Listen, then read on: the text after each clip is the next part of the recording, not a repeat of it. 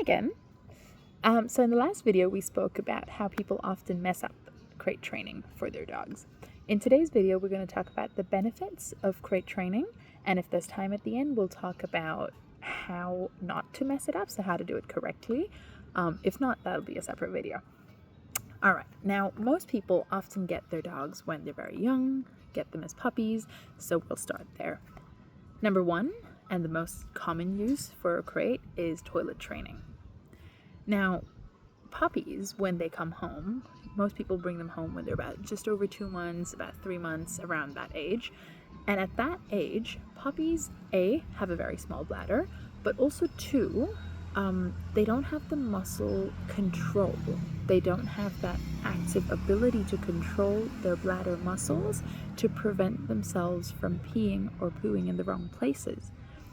And so having a designated spot is essential. Now, if the dog is free to roam at all times, or the puppy rather, is free to roam at all times, puppies will pee in excitement. You all know this. You've seen your puppies. Puppies will pee in excitement. They will poo when they're overstimulated, running around. Next thing you know, oh my God, they've pooed in the wrong place, right?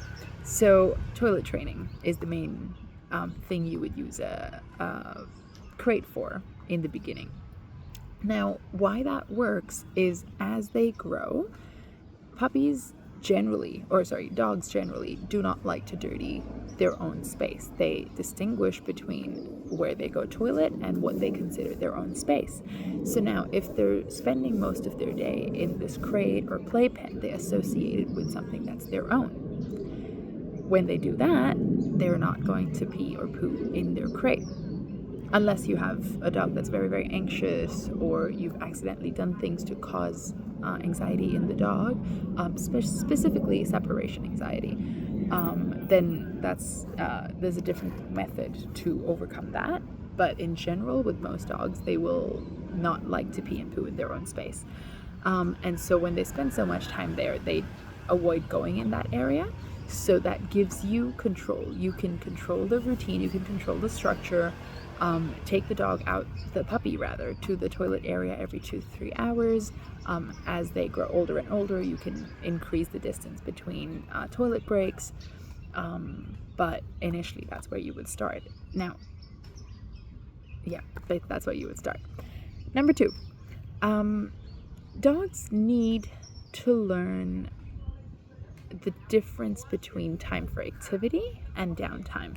Now, we talked about overstimulation in a previous video, but overstimulation, if we dissect it a little bit, is basically a dog that is going from one activity to the next, one dopamine hit to the next, one task to the next, without a break. So he's never really learning to shut down, to relax, to calm down. Now, outside, when you have stray dogs or when you have indie dogs, they learn these things. They learn as they're part of a pack. They learn to self-regulate based on the emotions of other dogs. But our days and our routines are often not like other dogs. We have a lot of things that we pack into our day. We're constantly, if we're people who work from home, you're constantly doing jumping from one task to the next. If there are housekeepers at home who look after the dog, they are constantly moving from one task to the next.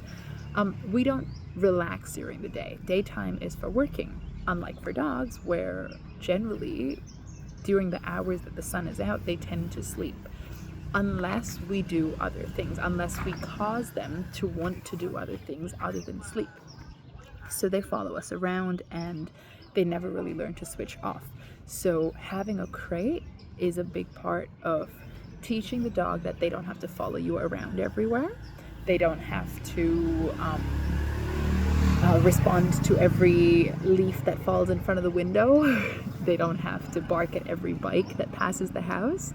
And if you're saying, hey, I have a guard dog, and or a dog that has historically been used for guarding the house, and I want to have that level of security, trust me, you cannot take that out of their DNA. They will do it anyway.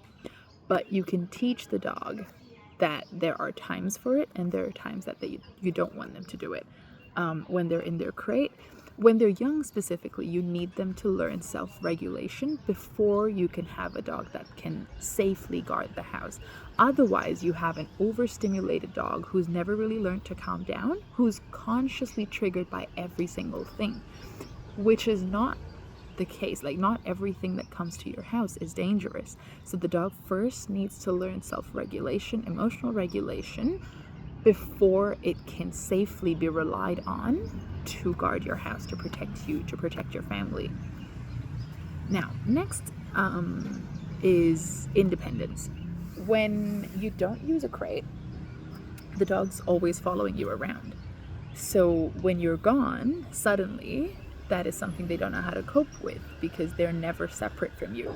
And so teaching a dog to learn to be independent, maybe because you're an expat and you travel frequently, or even if you're local but you do have to go to work and you do have to have a life where you're not with the dog 24 hours a day, and you have times where the dog's left alone at home or left with other people at home who he's not as attached to,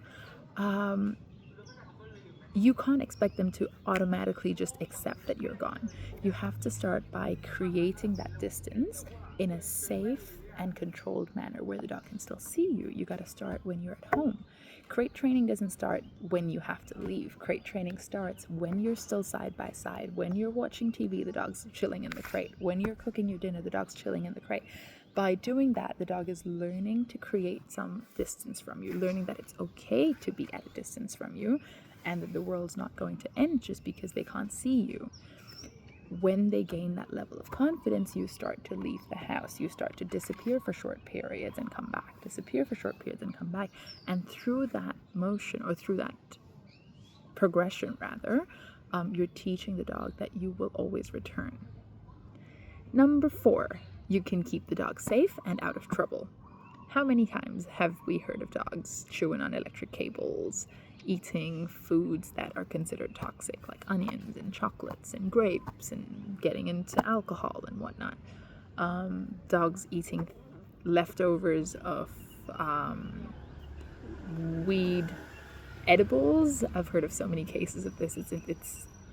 It's ridiculous. These things are really not safe for your dogs. Now, when they're not in a crate, they're free to explore.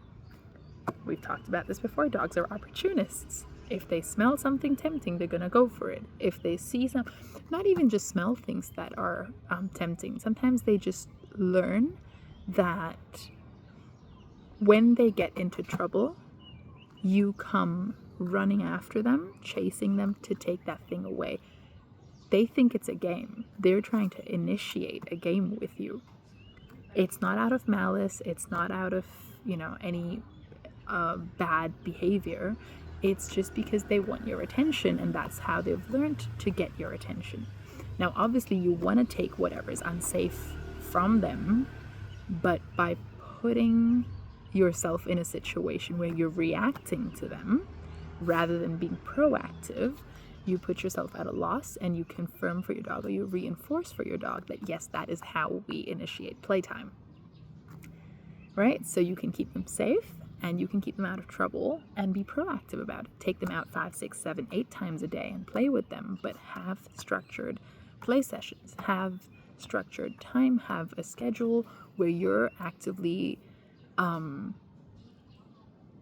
initiating fun things with your dog, rather than waiting for your dog to get so bored with a dull day that they have to do something drastic to get your attention. Right? And the last one is personal space. As the dog grows up, they learn they want personal space. Puppies don't generally want personal space, but older dogs tend to like, and when I say older, I don't necessarily mean senior dogs. I just mean dogs as they're aging. Sometimes you've given them a chew and they just want to kind of, eat that in peace. Sometimes you have multiple dogs in the same house, or multiple animals in the same house, and they just want to be able to do something without the other animals or children even interfering with them. Crates are also great for when you have children in the house, because children don't really know the safe ways of playing with a dog, and it's best to have all interaction between dog and children supervised. So that's another way to create safety as well. So yeah, these are some of the benefits of using the crate. In the next video, we'll talk about how to do it right.